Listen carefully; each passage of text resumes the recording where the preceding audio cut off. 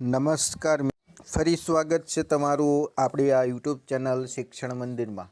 મિત્રો, આજના વિડીયોમાં આપણે વિદ્યા સહાયક ભરતી 2024 અંતર્ગત ધોરણ 1થી 5માં અને ધોરણ 6થી 8માં કયા જિલ્લામાં કેટલી જગ્યાઓ ખાલી છે તેના વિશે સંપૂર્ણ માહિતી મિત્રો મેળવવાની છે। આ ઉપરાંત આપણે 2011થી લઈને 2023 સુધીમાં વિદ્યા સહાયક ભરતી 1થી 8માં કયા વર્ષમાં કયા વિભાગમાં કેટલી ભરતી થઈ તેના વિશે મિત્રો સંપૂર્ણ માહિતી આજના વિડીયોમાં મેળવવાની છે।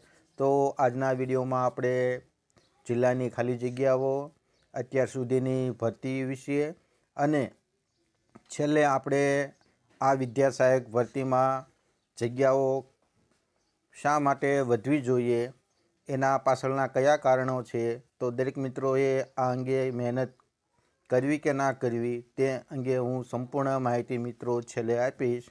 ઘણા મિત્રો ચેનલના વિડીયો જોવે છે પરંતુ ચેનલમાં જોડાતા નથી, તો એ મિત્રોને ખાસ કહેવાનું કે મિત્રો હાલમાં આપણી ચેનલમાં 7,000 આજુબાજુ ટેટટાટ મિત્રો જોડાયેલા છે અને ડેલી ટેટટાટ ભરતીને લગતી તમામ માહિતી મેળવે છે મિત્રો। તો તમે પણ આ ચેનલમાં જોઈન થઈ જાઓ, જેથી કરીને જે કાંઈ આપણી ભરતી રિલેટેડ જે કાંઈ માહિતી હોય એ આપને પહોંચે, એટલા માટે ચેનલમાં જોડાઈ જવું મિત્રો।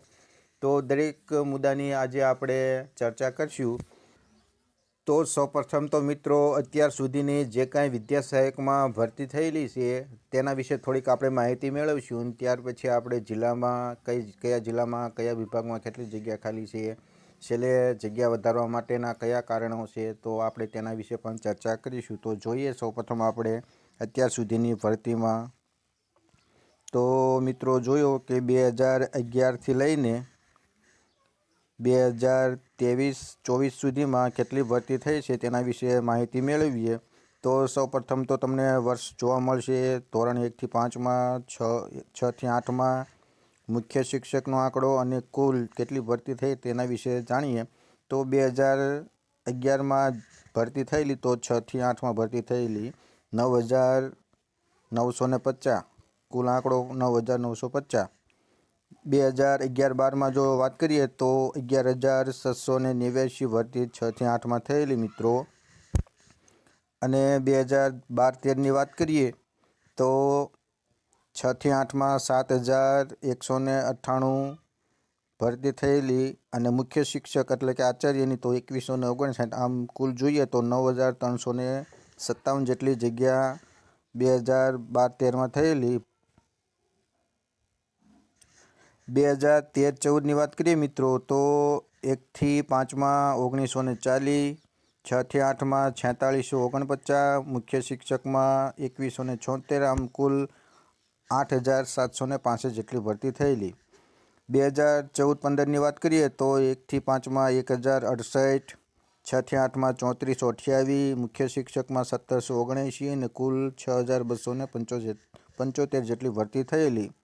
2015-16ની વાત કરીએ મિત્રો તો 1થી 5માં 1,089, 6થી 8માં 1,991, કુલ જોઈએ તો 3,080 જેટલી ભરતી થયેલી। હવે 2016-17ની વાત કરીએ મિત્રો તો માત્ર 6થી 8માં 5,169, મુખ્ય શિક્ષકમાં 883, કુલ જોઈએ તો 6,052 જેટલી ભરતી થયેલી। હવે 2017-18ની વાત કરીએ મિત્રો તો 1થી 5માં 1,300ની ભરતી માત્ર થયેલી। 2018-19ની વાત કરીએ મિત્રો તો 1થી 5માં 159, 6થી 8માં 3,371, આમ કુલ જોઈએ તો 3,530 જેટલી ભરતી આપણને જોવા મળેલી મિત્રો। તો જોઈએ આપણે આગળ તો 2020-21ની વાત કરીએ મિત્રો તો 1થી 5માં 33, 6થી 8માં 89, આમ કુલ જોઈએ તો 122 જેટલી ભરતી આવેલી। હવે આપણે 2021-22માં જે છેલ્લી બે ભરતી થયેલી તેના વિશે આપણે જાણીએ તો કે 1થી 5માં 1,300 જગ્યા, 6થી 8માં 1,948, આમ કુલ જોઈએ તો 3,248 જેટલી ભરતી થયેલી। ખરેખર જોઈએ તો આપણે 3,300નો આંકડો હતો મિત્રો, પણ ખરેખર જોવો તો 3248 જેટલી ભરતી થયેલી મિત્રો. છેલ્લી જે 22-23માં થયેલી તો 1થી 5માં 1000, 6થી 8માં 1430, આમ જોઈએ તો 2430 જેટલી ભરતી થયેલી. પણ ખરેખર કેટલી આપણે આંકડો હતો તો કે 2600નો આંકડો હતો મિત્રો. એટલે એકંદરે જોવો તો 100, 200 કે 300 આજુબાજુ જગ્યા ભરાતી જ નથી. આમ અત્યાર સુધીની વાત કરીએ તો 1થી 5માં 7889, 6થી 8માં 50912, મુખ્ય શિક્ષકમાં 6997.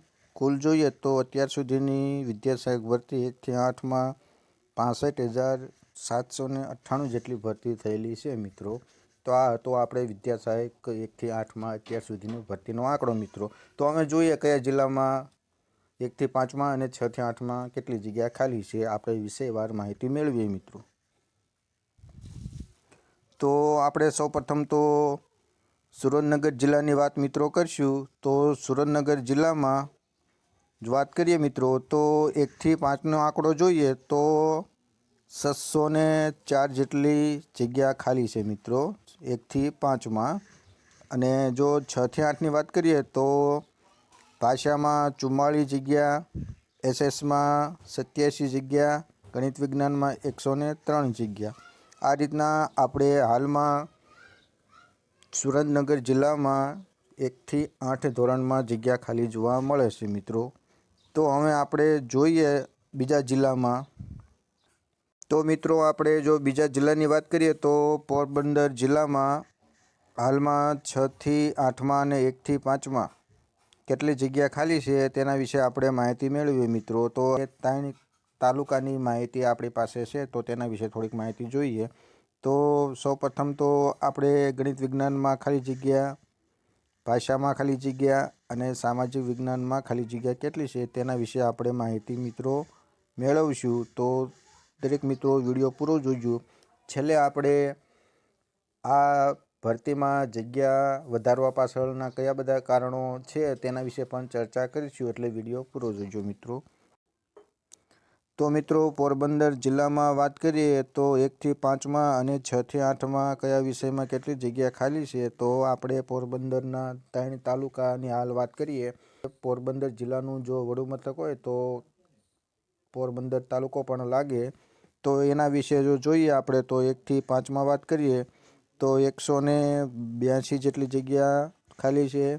ગણિત વિજ્ઞાનની વાત કરીએ મિત્રો તો 8 જેટલી જગ્યા ખાલી. ભાષાની વાત કરીએ તો 7 જેટલી. સામાજિકની વાત કરીએ તો 21 જેટલી જગ્યા ખાલી છે મિત્રો. તો હવે આપણે પોરબંદર જિલ્લાની અન્ય તાલુકાની વાત કરીએ તો જોઈએ આપણે કે કયા બીજા તાલુકામાં જગ્યા ખાલી છે. તો તમે જોઈ શકો છો મિત્રો. તો રાણાવાવ તાલુકાની વાત કરીએ તો 1થી 5માં 82 જગ્યા. ગણિત વિજ્ઞાનની વાત કરીએ તો હાલ તો ત્યાં એક જગ્યા ખાલી જોવા મળતી નથી. ભાષાની વાત કરીએ તો 1 જગ્યા ખાલી અને સામાજિક વિજ્ઞાનની વાત કરીએ તો 7 જગ્યા ખાલી છે. તો આપણે અન્ય તાલુકાની પણ માહિતી મેળવીએ. તો કુતિયાણા તાલુકાની વાત કરીએ મિત્રો તો 1થી 5માં 51 જગ્યા, ગણિત વિજ્ઞાનમાં 4 જગ્યા, ભાષામાં 3 જગ્યા અને સામાજિક વિજ્ઞાનમાં 14 જગ્યા. આમ આપણે 3 તાલુકાની જોઈએ મિત્રો તો 1થી 5માં આટલી જગ્યા મળે છે અને 6થી 8માં કયા વિષયમાં કેટલી જગ્યા ખાલી છે તેના વિશે આપણે જોયું મિત્રો. તો અન્ય તાલુકાની પણ આપણને માહિતી મળશે એટલે આ ચેનલના માધ્યમ દ્વારા હું તમને જણાવીશ મિત્રો. હવે આપણે જોઈએ કે જગ્યા વધારવા પાછળના કયા કારણો છે જેથી કરીને જગ્યા વધવાની પૂરેપૂરી શક્યતા છે, તો તેના વિશે જાણીએ મિત્રો. તો મિત્રો જોઈ શકો છો કે જ્ઞાન સહાયક સામે વિકલ્પ ન અપાતા અનેક વિદ્યાર્થીઓ શિક્ષક વિના રહેશે. એટલે કે 31 ઓક્ટોબરના રોજ ઘણા બધા શિક્ષકો નિવૃત્ત થવાના છે. એમની જે ખાલી જગ્યા પડવાની છે તે જ્ઞાન સહાયક તેમાં આપવા રજૂઆત કરવામાં આવી છે. તો મિત્રો ખરેખર જો જગ્યા વધારવા માંગતા હો તો હાલમાં 31 ઓક્ટોબર જે કાંઈ શિક્ષકોની ખાલી જગ્યા પડી છે એ ખાલી જગ્યાને જો ચાલુ ભરતીમાં કન્વર્ટ કરવામાં આવે તો તેવી પણ આપણે સરકાર સમક્ષ રજૂઆત કરવી પડે તો ચોક્કસ આપણે આ અંગે જગ્યામાં વધારો કરી શકીએ.